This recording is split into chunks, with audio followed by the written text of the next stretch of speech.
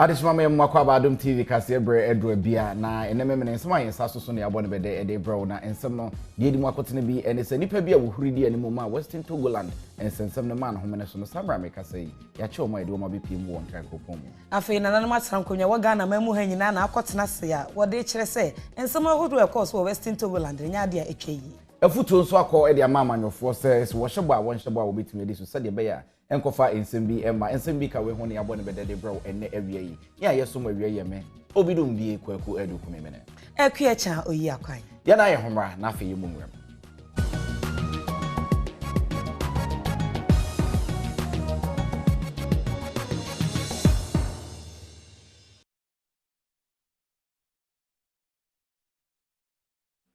Yamakwa babio afi yemungra ensem no ankasamu na wohwe atuate ene basabasa ye man homene so fragmentemu a nipa bi se wote wo ho de afri wo mayimu I am from Western Togoland eni ababeto mountain se nipa bi abohuri di animu no yayere wo mo ama ye de wo mababe pimu ewo enkrankrompu mu na enrada na ye da sorry na chese nipa bi ahyase kura se wo mo te wo ho ameku wiase wo mo esi pempem so mo mahye nko na ehyen atimi aba emu sem ko ye bebrebe ye de asrafo policefo ekọ ho ma policefo burubre fiefie mu ni ade ema nipa bebru edu de eche mo de wo bepiem won krankropom eneyi empanyfo gu so wo ye hwehwemu se de be ya emrepam na broip makwa mu mo ebebo mo no ye de wo mkwa kogina mranim na mran wadi se de se ne fata Adom TV Kasee ye beta akoso ne de ne de nsem na chi na de be koso bia no ye de mo nsem ato monim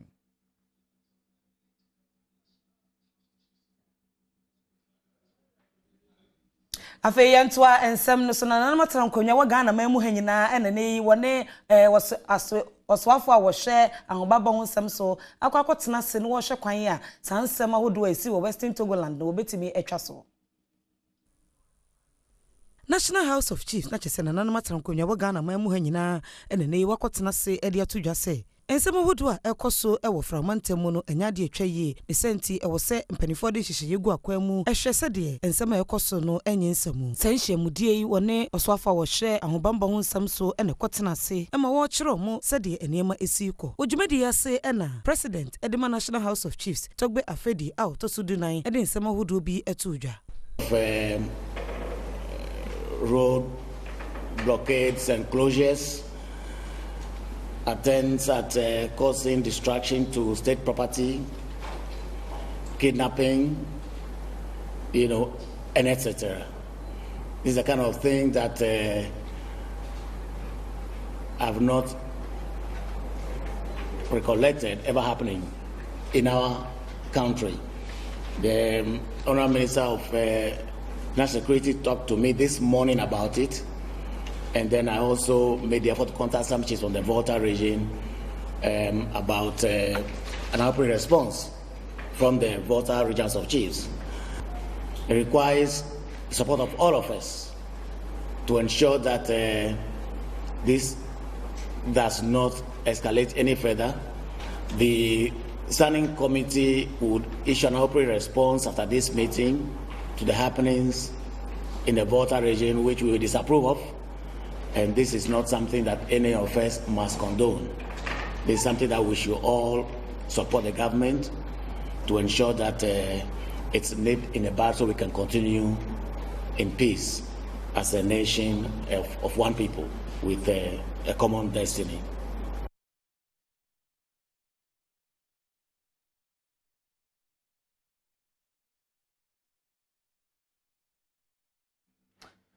Yenko na yenko hwe etifido mantemu ensem so a efri ho eba ufri Western Togoland ensem ni mu na yese okopim etifido mantemu so a ene Savannah region ensem dodo na ena ekoso na Adom TV Kasee ene yi yakwa kopim ho akohwe sede enoma esi kwa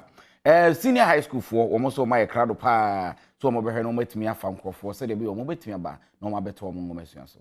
Enche bia na Ghana mampanyin na danko akufu ado editu dwa se ento asosuku ahodo no ewo se wode no petepete wo se de be ya bosumi ebesim no emofra no betimi ato wo suku so ne senti asoye hwe adesua ho nsem so ne Ghana Education Service eni zum lion dwumako no kabo mu a wode enuro petepete ento asosuku so ofa etoso miensa ewo etifido mantemu ene Savannah mantemu suku ahodo bia wode no petepete wo ye Bupe Senior High School Jafu AMBJHS Jakpa DE Almanara EA Primary School Tamale Senior High School Ghana Senior High School ene de keka ho e wo se sa adwumadie yi enkosi busumi ebesi mu de na wawie se de be ya adesua ne adekire ebetimi akoso Samuel Aba ene ye opanyimpa woda Zoomla adwumako na no e wo Savannah mantam mu no ne Adom Kasee atwetwe nkomo e de tudwa se suku mpanimfo ene won eye adwumaso pa esanse wo bon wachidom se de be ya obetimi aye adwuma no aba suku no nso etimi abi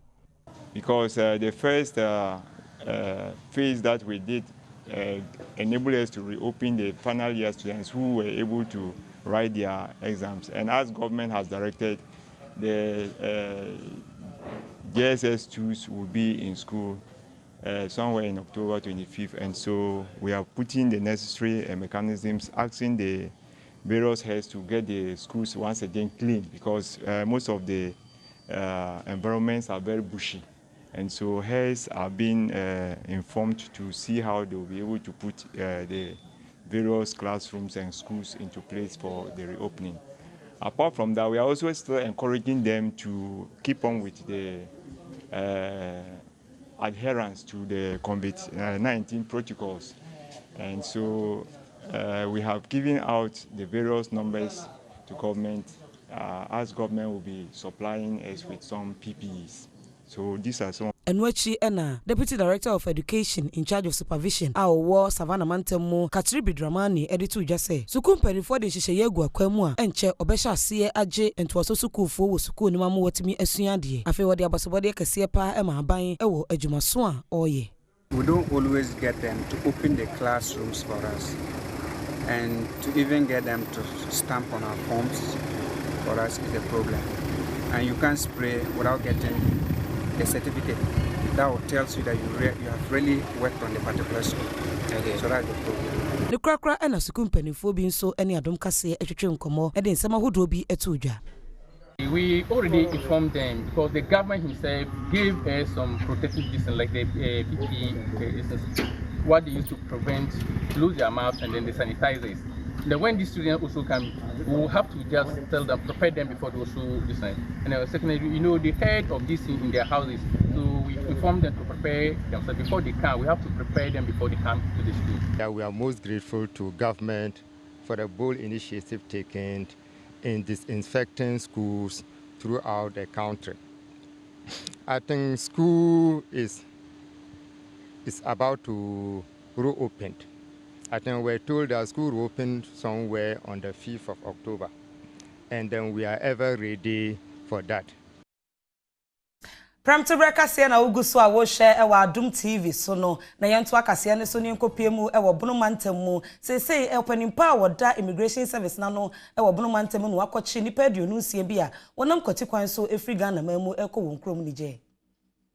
fo echirimu a enipa na ofri omanfoforo epese wura Ghana mamu wampamua se Ghana ahye nyina yatotomu na emum okofa ekwan a eda kokko anka na wose wofa sampa ne senti na wose wokoduru tachiman a ye bono mantamu ansana watimi akonije drobani anu wo twi 207 bus ene Kwame Alex no no nefa sankofo yi efri chiribo no de tudwa se ono de onim se Ghana border kra yatotomu immigration for no stop we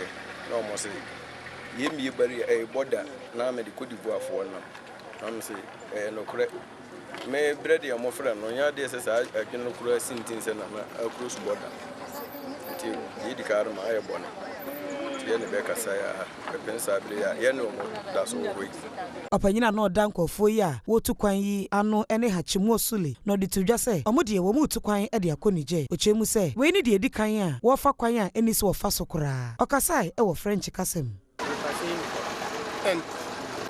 tu devenir ici, tu as fait quoi? De tous les mots là. Tu as fait quoi? On va sortir, on va au Niger. Et d'ici de partir de Niger là-bas, 2 jours, tu as passé ici. Non, je vais me rester là-bas. Head of Operations Edema Wenchi Municipal Command, Iowa Immigration Service, Assistant Superintendent of Immigration Emmanuel Ade, Eka Nkofo a wokochere, omanfo ana otu kwan yi ehu. Ne senti odensema hudu bi etudwa. We cannot grant them passage, because the president has given us 10 orders to close all borders. So even if we should allow them to pass right now, they could get to a certain point, the border is closed, that means they cannot continue to Niger. So we are going to repatriate them or send them back to the main border, that is the Sampa Sector Command. We are going to send all of them back to the Sampa Sector Command for onwards processing. Afi wakoso abo wona efa kwan a eni se wofa so edira Ghana mamu kokose e wo se wotwe won ho free sa abo ne fosem no se de be ya COVID-19 yade no esobete e wo man ni mu. Earlier interaction with them, we got to realize that they entered the country through unapproved route, and this unapproved route, they were aided by a smuggler. So I want to appeal or send out this caution to the border settlers, those people who are dwelling in and around the borders, to adhere to the presidential order, because aiding someone to cross a border without proper legalization is a crime, it's an offense, and whoever is indulging in such an act, please, from henceforth we appeal to you that you put an end to it. Within this COVID era, we have intercepted, in Wenchi, most of the time we intercept people, like 2 or 3 people, we will take them back to Sampa for onward processing. This is the huge and by far the biggest number so far. Oguso aye her Premtobre Kasee bo free Adom ene memene na ye to aso de a na ye kodoma na okopie modoma ayenkwa nko bia hene wo ho eni wo berema bodensem atodwa anesem aboka nyina da ene se so ye manwoni na wo hyebo a wo so hwehunu se bo hye na wo hye ye no bebu hu nkonta e de a Ghana de hye ntisa de a wankasa wo asembo ne po.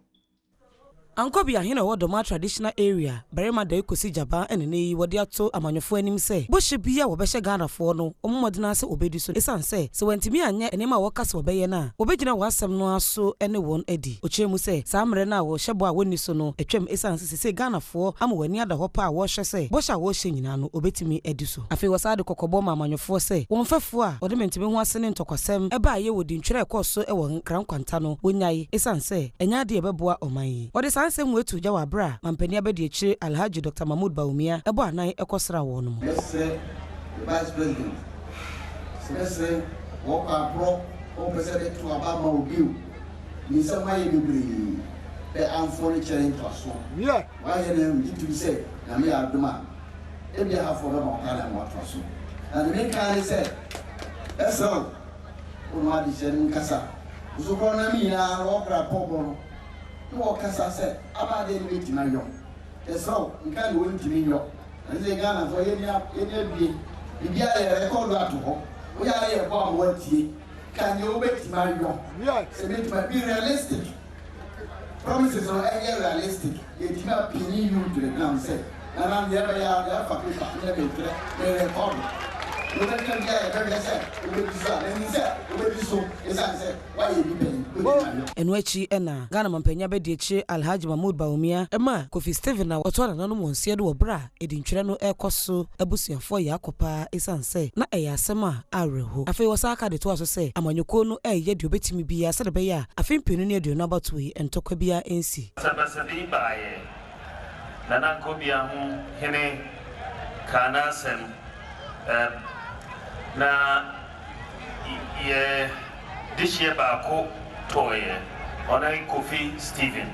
pese me mamunyina yako nyame mfanis currency na ye politics yi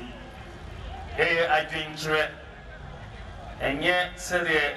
ede ebefa ntokwa ba so yenye ne wa asundwe mu ne krakra ena Alhaji Mahmoud Baumia esa kade to aso se aban no amonani abrepa se zongo ahodo no bema mpuntu abaho a wode adesua ena ehya ase na enye mokyere ena wo ba besisi sede NDC amanyoko no ahye wombo no one zongo one model senior high school ye pese ye zongo go omonya mindie na omoyi eko yenim so ye srabonyina aba mu between yadachi aba na motui montuma na na akufwado na montuma ali mega mo mputu juma na mo na mo beyeno santi na yeye na nana akobia hene okaye obo sempia muhia Ashfa Training College Palace no ninyina yerebeko afye sede metumi aye na yabua Yantwa ensem no so enfama mo na enche bia na Adom Kasee ye de amanebo bi ebra mo free nanti zongo maami bi ene ne kunu wo henasa wo kire se sese die emu eden ma wo mpa na nenam so ama kentampo abaya na musini wo ne yire wakwakoye wandoye a chese esombo ankasa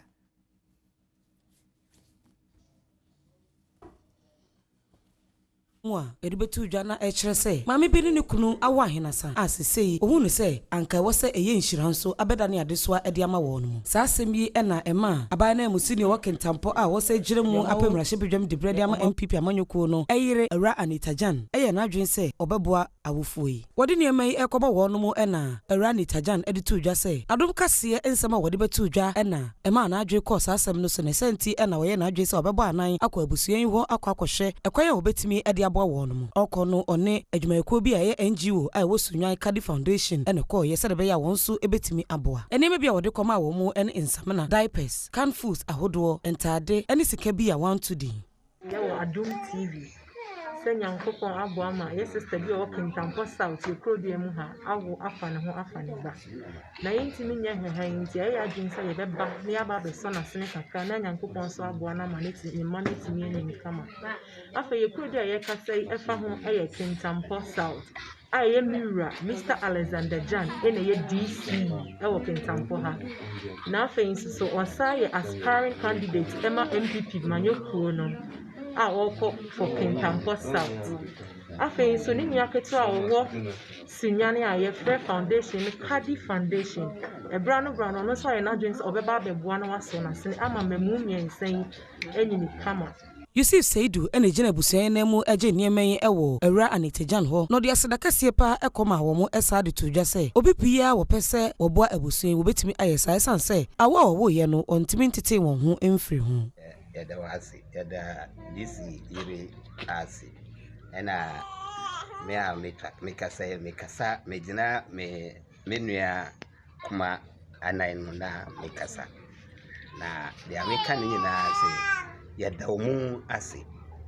mu asi bebre na anema a modi mai ya ne aso pa ya ne aso ya Kasee mo amboya ayayi na mo aboye ba nema no aye nema ya ne aso pa yada DC Mr. Alex yada na asi yada ne yiri asi ena nanua panyine a owa foundation no ya bompa ya man say na foundation no nyame man no tumpon Guso aye kenkan edema mo yenko ye no me no manfa wodua atea me che cashew farmers eni abasbody ye kese no mde magana mampenye na ado danko kufu ado ne na ban efa kwan a wo fa so mo seedlings e mane bi so mu nua se de be ye betimi abo ama no matimi akoye na Adom TV ye kopie mu emrom de sabasbody ye ema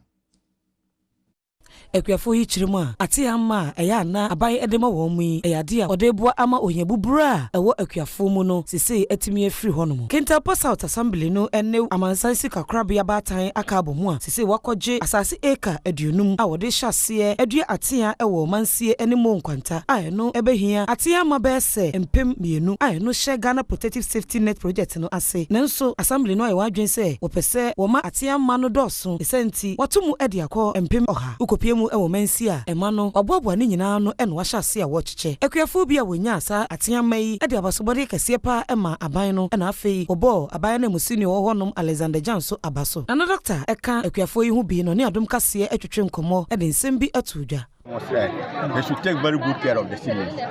When their farm grow very well, they will benefit. We move ma for actual mobile school fees, health facility, any nema baby into among for year. Farmer number first will take care of their seedlings by weeding, taking care of the farm. Cashew idea on pay Europe into among door asiano. Almost bush burning rampant. Mo beda bo mo we are saying donor fund na assembly so discuss so. Something I have advice community be as among forming committee. No among course na educated community ni na about bush burning. Sise wo kopie mu ho anya mema nko na ye akuafo na emum ema so ka ho ema wonum so bi ene Adom Kasee atwetwe nkomo Adona na edon han so say no adwuma na aya nya na okrom ha no ya ne aso papa atia ye hu bi da se obi abecha ya atia say ya ndo ya dodo bi nso na za ata no ye nim say ye benya free say ya ado atia say aben na ya de wa ma ye hu ato ye say ya hu chi bibia na ye so bi ye pese ye do na ye de aboaboa ye ho na sese no ne ntia ye ne abreka se no se e pese ye do na ye de adu ayi ho. Assembly member Owo Mansie Abaton Pesuaso ene Solomon Okra. No no sunya saadie mu chefa ne senti. Ohyebo se oni assembly no ebeka abom. No akoatia eja eya neto emfu ahoduo mu. Bushfire de eya na a problem ema ye wo ha. Ba yaji ebehwe se minimum committee members ene ahemfo. Obi biara waji bi wo ha bia no ebebo modern se ebehwe se nipa na adua. Because time to time no ye be visit every individual farm. Na hwe se eno ba ya na ya beji no se ekotim no nipa na team. Na otim so akwan be na ye Agric officer wonum so ene Sam Lumumba no no so etoto sre ekuafo se ema ye de ama wonum yi ewo se wotimi hwe so yi se de be yada chibi no ebe yi ohia buburo e de free won so stress assembly no moye to prevent fire bushfire en high area ha ti yes assembly da o mo asiso se o mo amaye Yentu aso na fe yemfa ye ni enche ensefufuro ma okopiem ododo wa akoda aya wo no teche obi akwakoto na twene efie bi anim amemu nsem ekoye bebrebe awrade adomfo bi ko hu no amwod na kopiem wa resabia wi ye no wakoka asem nso atwe police fo ne yenko na afi nipa wo no ne hu asem no ye ne ntwetwe nko mama me akwa ba me pacho yeja na hona mu boko de nyame adom mere na ho me ma re ho yete nkwamu nko ade wakrompon se di tibia no obeye na yenhwe eba ne se na mu hu akra no yo Andre nyumre beye 11:30-12 mu ho na me wo me compound so bompaye enti mete akola bisu but na ye me se nesi mother bi na oni ne ba etwem enti mama masoma nko ho enti after 10 minutes me wo wana me neighbor edimrika ebae nisi lucky enough so me wo compound ni sunti intema na me ko bie gate no se me meha de na me dimrika na me ko omufie ho me ko hwe ya akola ya wo no fufuro peche moja ewo ne hu placenta ni bibia eka ne hu otimi hu se oba no owo akola no wo fom enti akola ni ti hu nyina anwea eni ebuo efrafra ni trim eni ekohu no se oda if you honestly your neighborhood hano if you be a fenced and gated houses ain't the only house I never around na any completed and no cry for fence but not gate in down ain't you no and na available utimi ko hode akola ne koto ho but then krano guy ya uhu akola no na wakoto ade refie ho run ni room after 5 minutes obi akojinso no hu se akola no oda ne pon na na samete de wo kana se a efie ho no kra na wo ka se gate na no obi te ho ai me patro ai etinye se bia ho ya abandon na obi ka se obi a wo de nipa na koto ho ana obi tira nya adaje akowo ho na wo de akora na to ana bibisa eti eba ne se de ba na mo no motu ho me patro eba ne sa no quickly ene de akola no eko hospital yedini ko St. John Catholic Hospital ewa man here ena nurses for no omo ya de pa omo hwa akola no na atade bi anhye akola no but omo bon modern atade ehye no ebo ne pampers kama emanye aduane epepa ne ho etwitwa ne fuma no inti omo man aduane wi epepa ne ho no in fact oda be 3 hours inti anajo no be 12 na ye nenam aye ko police station in fact ye ko mfafraha Fota Home Police Station ho eno mo refer yen say yen ko Adenta housing down dofu ho yen ko report ye ko ye no ye hu kwan ni ye inti ye san ye chiba Adenta barrier police station ebe report ye ema one lady e wo ho eni yen ko back to housing down eko report ema dofu for but ye ko ye no na dofu penyi na ya na adwunti no ni ho na oni ho inti omo frɛ no ema menene kasaye eno ka che yen say since a weekend no minki pia kola no na nyame ya adoma Monday no yemfa ne mra then we can proceed from there eti ehwe akwan se say no hote say sorry wadidi say no te pa cho nyame adom ne ho ye dware no ase na tade kama ama wada titi ade wada wadidi ada menim say eba ne say no mo ne nkrofo mo mpotem obedi nkomo mo wo bi am suspect no ebia wo ba bia wo mpotem a munim so wonyam afrei na fuadwo by force ni ade a ebetumi aka say ebia nipa so mesi ana wo benten ana musu si se hoho na beye ye na oja na hokoye yesusu se eye hoho na beye sa yesusu but ye de ni to form a ye hwehwehwehwe around that ye benya any form of evidence be ana but majority of the people no in fact inkofo bebre ncheda enim ne esi ye ncheda kanche enkofo ngofo kakre bi ni but ye de ni ato form a ye hwe ye hia ne moa se nya ye die make say I would like to keep the baby. I don't want to give the baby out. I want to keep the baby. Ye baby no namumwa ye na ye intimation akola no. Yo enti no so be keep so keep ni nyina wo mre ni minim se mpanfo be he no matu na momunim nyame hirawo se watimi adwene akora na ho na hwe anadwo de suom na wutwa kwan mo kwa denta mo ko frafra ha mo kwa ha ko bi akobeka semfa na ho nyame hirawo ate eni adwempa wanya se de tibia na eja na nkasa be hwe wa na mu eni timre pam ne be sanso no watwetwe nkomo ne ahwe se de no masiko na momu ni ho nkomo se de be ya se bibi ni na se bia obi e wo ho a wono na betimi aya obi betimi atwe na afi ya chene ne mrane na de se de se ne fata sanse ni pa bonefosem ye da wase pa nyamisha itiri akwa so ododo wa emunsem ene ekoya ekofa yentoa Kasee no so emfama moe na wokopiem e wotema training school e wo ho na opanyimpa woda Salvation Army asori na no Colonel Dr. Mponsa ene ne wode atodwa se abatuo mu eya na anobaba ye mentimu ase ne ntokwasem nyina yentwem efisa fimpinu ne adu na abatuo die yehia asomdwi Abra Territorial Commander Emma Salvation Army, Colonel Dr. Samuel Amponsa, any Adom Central ni Edwin Komono. Wakaseti ya etituto ene basabasa ya ekoso ewa abra na edinchochu dwumadi no ekoso no. Wode sanse mi tudwa ewa abra. Wo hye nipa du 9 sofo ewo Tema Salvation Army Training School. Ye misse amanyofo ene se ye se amanyofo bebre se ye asori kro odura ye kwa asori ne bi. Enkremu a yakobi osum biara yakobi. Minyi ni se osum bi beka se osum wi a twese kan na tuo na kokum obi ye twere din keka na obi atwese kan ye twere din keka na obi akofa tuo ye twere din keka na obi egbo no yonko ani so eno no emfa mpuntuo biara emra omai emfa mpuntuo biara so ma osom no di ne mese amanyofo ni se ma obi a anya basabasa se vigilante group se dia group ni atitio ya momodian se ye disbanding nyina na fe eni ho na fe ya ma ya dwen asi abato no so. Principal Emma Salvation Army Training College Major Michael Justice Eku edi adesede to emebu no enimu se ye hwe na mrantie bebre na de won ama nioma hodo bebre wo wiase ebe ti se occult som ne nioma hodo a wo ye a enhye nyame ne onyama ama oman sumpo edi nsenseme eno nti ye stress rade na wahye won mo asofwe onam woso emagana won sama wobeka no enhye mrante ne maba won kuran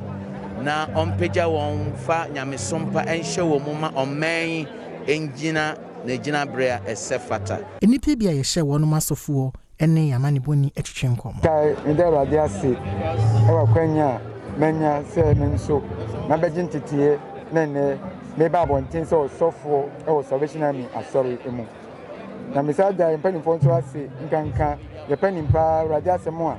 ofa ne so e kasa kire yen ebim o mamanya akudi bebre se me ko no enye je mepe na me ko ye num di nya mepe e je no nya bebre nya me din na bia kana safo eno na e wo se meye TV Premtobre Kasee na oguso a wo hye no ofa eduso no eye na watwe mu nsem e koso nyina ene yesa etimu ede ama ahwefo biem ye twa ye ho abaye ba ye be hye ase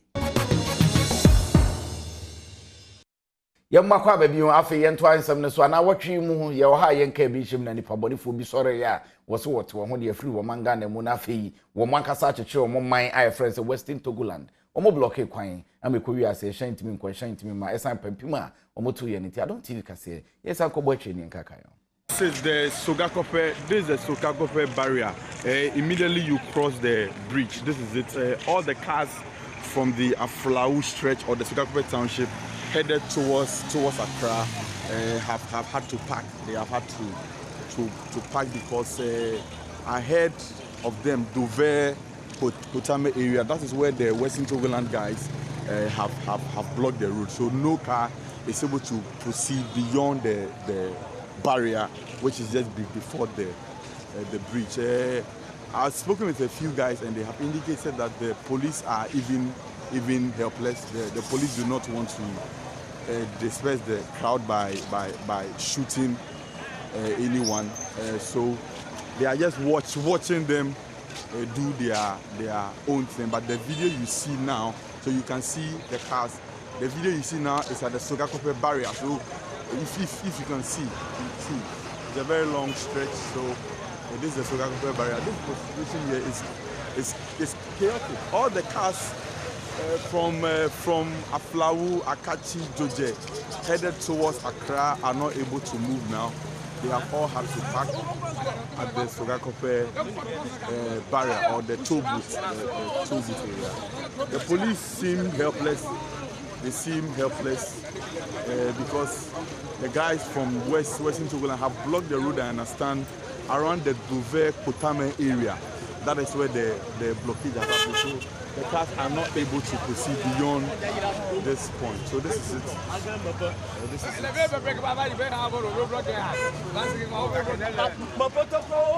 Wasansem no emu na oswafo a wo hwe framantem no so nso de betu dwa se enkofo wo yes abonefo sem no entwe ye ne senti e wo semra no ani won edi. We have disturbances in Mepe, Aveime, and then Vumi, where the road, around Vumi, where the road, Aplau, Tema highway has been blocked. And then we also have a problem in Joapong, where the road has been blocked. We are doing everything possible to resolve the issue, and it's an issue of law enforcement. So the security agencies are working around the clock. We've been working the whole night, and they are still working to get the issue resolved, and also for those who are responsible for this action to be brought to book. We know that the Mepe police station was attacked. The policemen were sort of put in detention, and the police have responded. The security agencies have responded. In the next couple of hours, we'll get the details of what happened, and these issues are being resolved within the course of the day. We shall get to the bottom of this matter. Okay, but I just want to assure the people of the region that they are secured. They should go about their normal duties without fear of attack by anybody.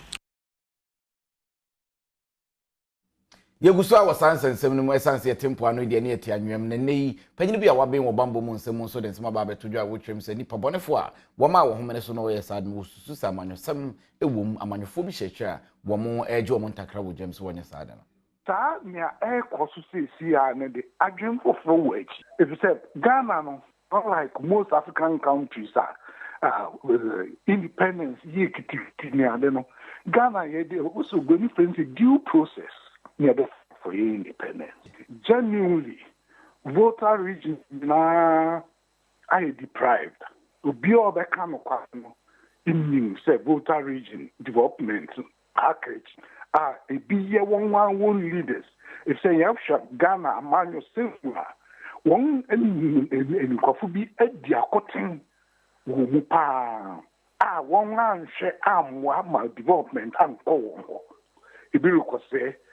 sebe obia na adwene da ho no hu se atoro eno ne kwasi kwadu akosia me kwabna na bia ekofie electoral register no nti saade no unfumi amanyosem unsunsansu. Okay. Enipa bese aduasa wo susu se wo kasa hankofo yi hu so wo de asrafo wiem hyen efa wo no mo de bankran e ma wo kopie mu e wo posifo akache. Enipa bese aduasa a wo kire wo mo no e na odi won gu asrafo wiem hyen mu e de won ko nkran oduru nkran no aposifo be hia won kwan e de won ko criminal investigations department ai wo Ghana police for asoye enema bia wo hu won ho eye franka bia na waye na hwensode a wo de ete won ho a watwere Homeland Study Group Foundation aguso ebinim so wo hono mu a na won fonyini bi wo won fonso a e de won ekobo enipa a wo pese won te won ho efri Ghana manmu so manfo be kaye a nkofo a wachi wo mu wo susu se wono mu ena esisi kwan hodo a na e wo framantem efiada homache a enam so ema traffic kese eba akwan ahodo so.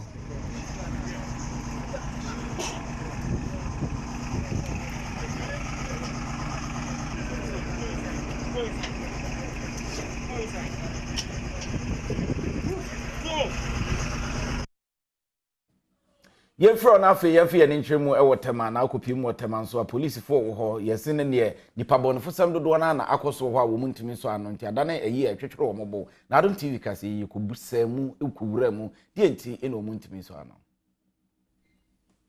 ACP Kusi Premtobre ena na woyi nsema no e wo bra aposifo ne nsɛmtwerɛfo ekodi nhyiemu we ni de edi kan kora DCOP bere matwene bo asasrako otosumienu waye wa bra ye de ne bɛyɛ regional commander edi matema sɛnhyiemu die na wo ye edia akanyan ayonkofa eda posi adwumayekuo no ene nsɛmtwerɛfo adwumayekuo no sɛ de be obetimi yesusu wo adwen na sasɛmboni bi sia obetimi aka wa adwena bom ede akyere onipa koro nhyiemu die ase ena ACP Kusi Premtobre eda awudi nsɛm bi a akoso edi na face what to nsɛmtwerɛfo anim sɛ sasɛm bi si na sɛ wɔte bibi fa ho a adaroma yɛ ɔmɛbɔ aposifo amane sɛ de be ya obetimi nso etu ho anamo esan sɛ enipa pii ɛna waga na ha sɛ ya wɔgye nsɛmtwerɛfo di ye pa obesusu wɔn nsɛm ho ɛkyerɛ wɔn no. There are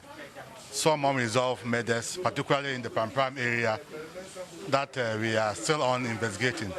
But as you and I know, murders that were done, covertly, it is very difficult to resolve. So it is not that it will not be resolved, but it will take some time to resolve them. And that is why, our cooperation with the media is very key, because most people will be much more comfortable, talking to the media than identifying that this is a police officer and you will not want to talk to. So when you are our ears and our eyes, any information that comes to your knowledge, let us also know so that we can use that as the basis of trying to resolve some of these cases. But we are doing a lot of community engagement, so that people will get much more confidence in talking to the police. Enwechi ena DCOP very much in Bossa Court Sumienu, editor just say, Enisa posifo, Edwin Hosha Langard in Semu, Nasei, Posi Jumaycone Bemo, any other Hopa, Efa, Aposifua, or the one who Esha Langard in Semu, Sedabeya, Brets her and Yemonase. And possibly because some of us will go strictly to the rules, they may bring in policemen from other jurisdictions into our area. There are times we see some, we chase them out, we find out why they are in our jurisdictions. And whenever it happens that we deal with them. The unfortunate thing is that as we and the press, the distance keeps increasing, we are not able to brief you. And some of the things, they are so internal that it doesn't augur well to make it so public. So whenever people come from outside, we are putting in a lot of efforts, advising the divisional commands, districts and stations that any person who comes there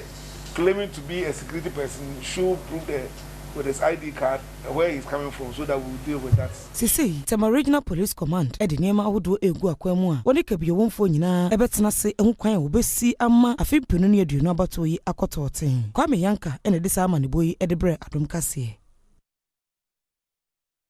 Afe yentwa so ne enko atifedo mantemu na omanfo ho no mesan bagreda ma ye bieye atwa fa won nyoma so nti se wototo sraban ene nwumeku a enhya aban ase sada roma wo meye won mo afise de aduro ne de emu ayeden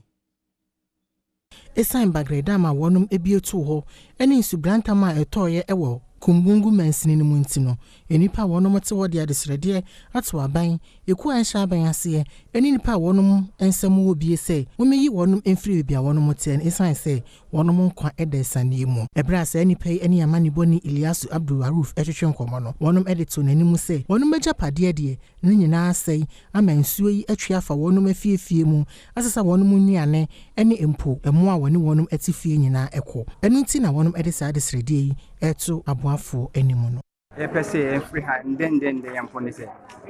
so ache yahu bida kuhwe wo a kitinkita mu ni nam nkoda wa wo ba ha wa nkoda bebebe a wo yentem wano wo hwe a na wo ni nam abawra yentem ade betima akum wo be 8 entino sa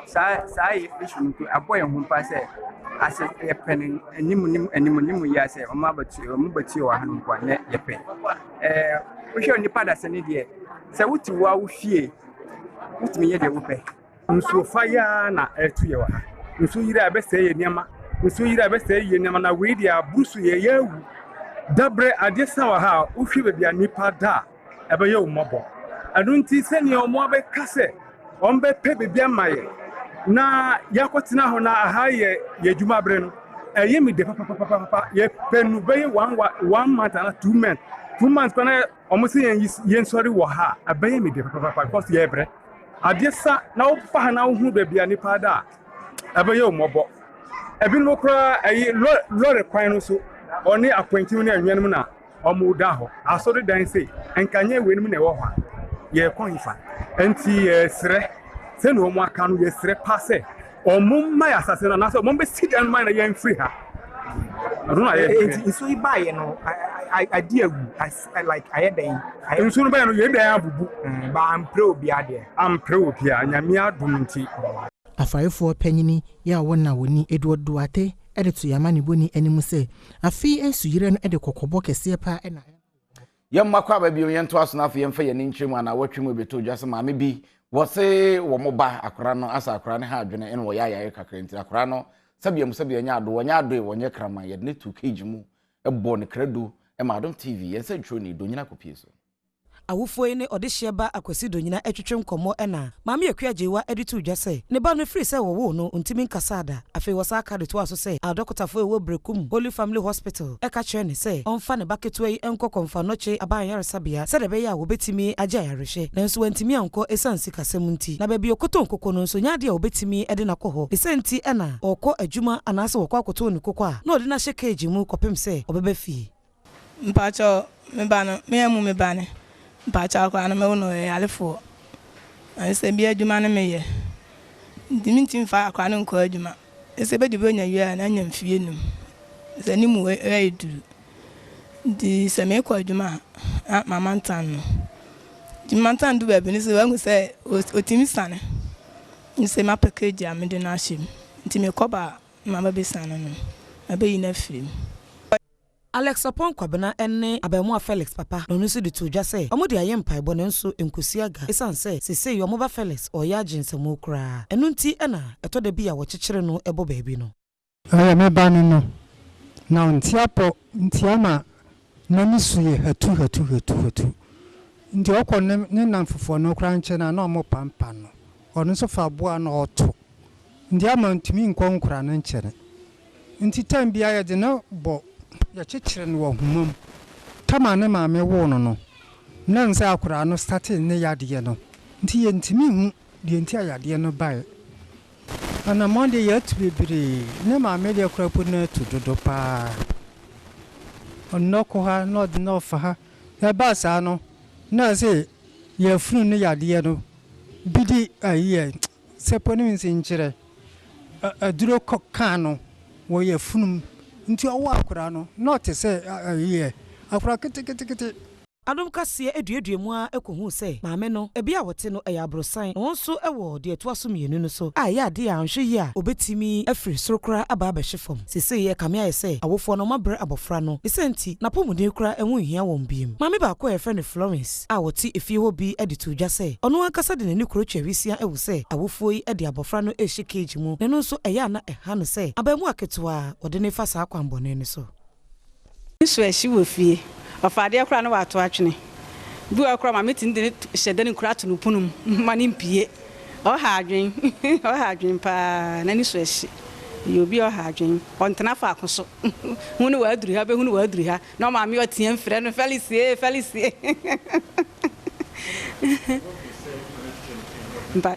mba cha ani ma hu bi pen mba cha ya na me ye ba tan esa na me tete ehame pa so akola o yesa no ma me so eni sa ehame ye free Felix nsemi so ni ntwa ye homra ye ba kokomoti power e ya manwesam ye de bebro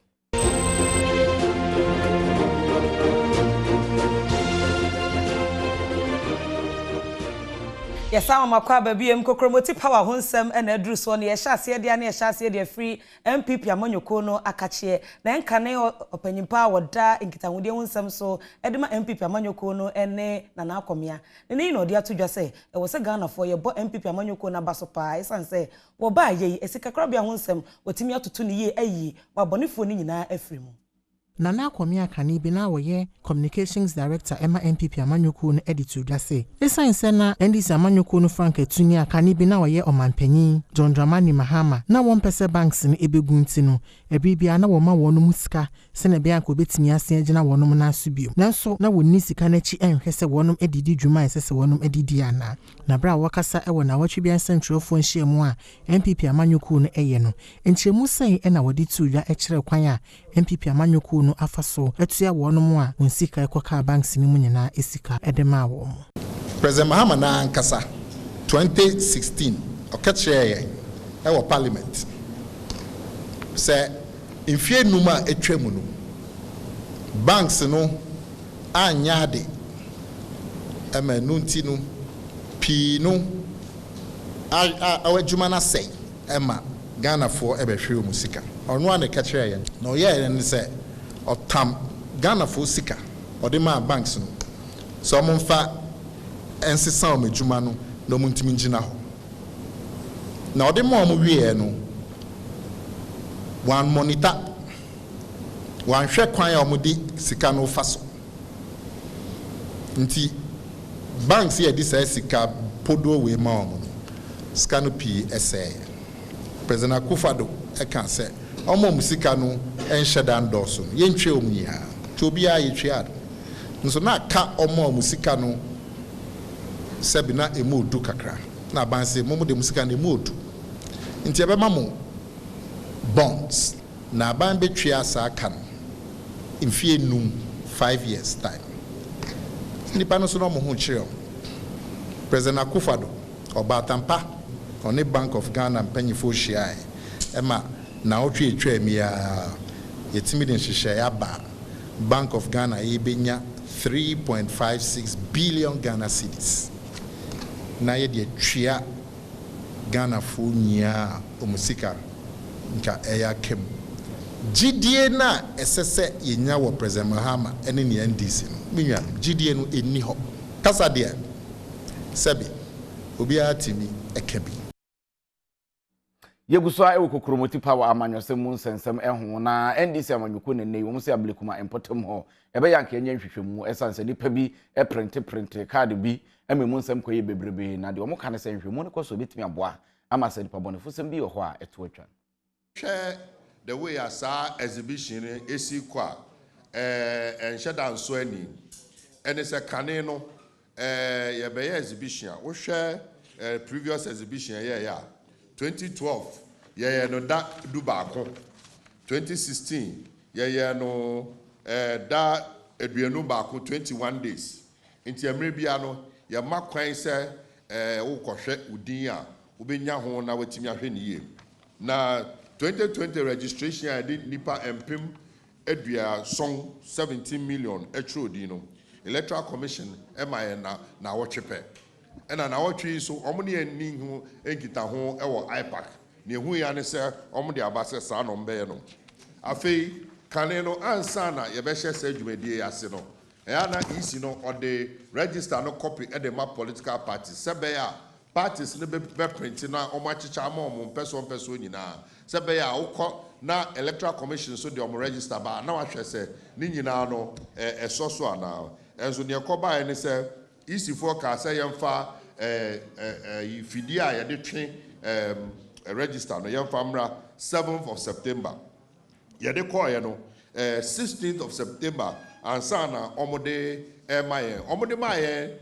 ade twen ya no mo san frɛ say yensan fa mrebrum say esinto bebre ewo ho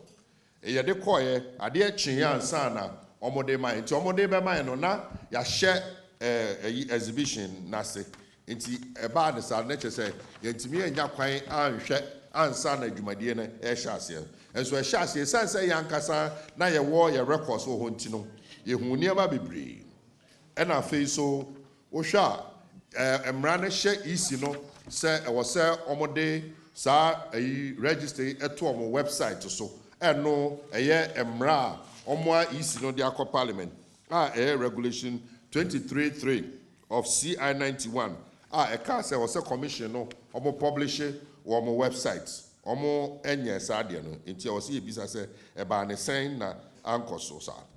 and afi wo hwe sinto a yehu a sinto ne de bebre na ye ba be bo ne tofa amamate ebi ne say adjudication and duplication ne wo ne say ye tro din ni wi a baabi wo ha ye so bi o tro ne din mienu enti sa ankofo ni nyina no ye de omo ko ye de sales no ekọ ekuo bi a ye adjudication committee Yanto Kasee no so emfama na People's National Congress enso ya manyoko ewo Ghana mamu ha sei na watwi mu ena okọ obono mantam kopa nipaduna bi ho a wo be form executive committee e de ama amanyoko no People's National Convention amanyoko na wotwa wontiawa efre won PNC akọ enhyiamu akọyi empanyimfo edu enan a wotwa mu se obedi amanyoko no anim ewo bono apoye mantam ewo afi abatoim na Ghana hanom nyina PNC amanyoko no dwomtenani Bernard Mona enso ede atoa so se empanyimfo a wayi omo se woni amanyoko no animu wo mo homoden se Ghana ekọ abatoa epon so ewo December mu no obetimi aye biara ama enkunimdie akwa ama PNC amanyoko no mo hwe your party constitution and pronouncements including the manifesto. We only revised it in the year 2016 that we have 50 ministers. Before then, we have always insisted that this nation can be run with only 30 ministers. Naturally said, people must combine roles and perform effectively. So that is why in the party, officers of the party are encouraged to go and pick up constituencies so that they can magnify the constituency. Janet Asana enso ede achopa ato omanfo animu se Congress wo kwa wono nso eyobi a wo pre amanyoko no twetwefo akonya ne science obi biara ento nabama no Any agina where your party was 0.23. This is an insult to Dr. Hilary Liman and the PNC as a whole. So we are looking for a paradigm shift. Say, Mbemma no se omutimi yedwuma na mba no beba. Say yakaya asantua, Mbemma nyina omudwane ye ya asantua obaye. So I am the ya asantua, me na me ya asantua wo PNC a. Me befa PNC amaye di nkonem. Opanyi ba kwa ne din ene Samson Asaki Awingo bi enso ade ato omanfo animu se the PNC amanyoko no ebetimi enya nkunimdie ewo afia bato ne mu dia wonto waba ema wono Asaki Awingo bi no esanse wono nko ani woni pa wo PNC amanyoko no ma eye MPP ene NDC amanyoko no osuro no all the regions. Just tell me, give me your 3 potential constituencies that you think those constituencies say you're pushing the kakra bring them. I will go do posters for them. I have delivered Upper West. Upper West this week before even Saturday. I'm delivering another 3 constituencies, 1,000 each to them. And I've just told chairman and his wife, say, among fair constituencies, say, you see 1,000 percent. In the name, and not in all my picture, the picture of the parliamentary candidates. Yanton, I will prove now. Yanton Obama, and you're really saying, that's how you market the party. That's how you push the party. Afe opanyi ba kono nso ne din ene David Apasara enso ede echewpa ama omanfo se Blackberry akonya no ono nso epese wodi no wodi nkunimdie ema PNC amanyoko no ne senti ema obi biara enhwe enchen wonto naba ema no to be the Blackberry because I know how we can work to get seats. I know how we can work to get seats. And you can't give the party to people who have no know-how, who have no experience, who are coming and claiming they can do it. But they have not shown practically what they can do in party organization.